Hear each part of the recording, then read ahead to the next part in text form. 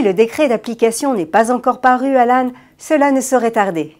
Il est prévu qu'il le soit pour cet été, fin juin, début juillet. Cet abaissement du taux d'alcoolémie de 0,5 à 0,2 g par litre de sang a été annoncée par Bernard Cazeneuve, ministre de l'Intérieur, en janvier dernier. Elle fait partie d'une batterie de 26 mesures sur la sécurité routière et destinée à enrayer le taux de mortalité sur les routes chez les 18-24 ans.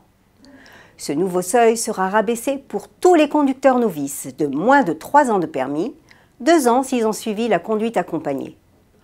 Pour tous les autres, le seuil maximal autorisé reste à 0,5 g par litre de sang, ce qui correspond en général à 2 ou 3 verres.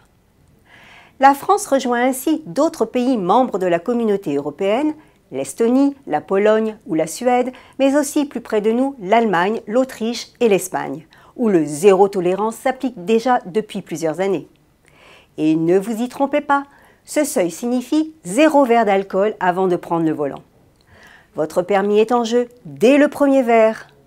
Pour rappel, une alcoolémie, même petite, autrement dit inférieure à 0,8 g par litre de sang, entraîne 135 € d'amende et la perte de 6 points, soit l'invalidation directe d'un permis probatoire dans sa première année. Alors pourquoi ne pas être passé directement à 0 g? Cela aurait été plus clair.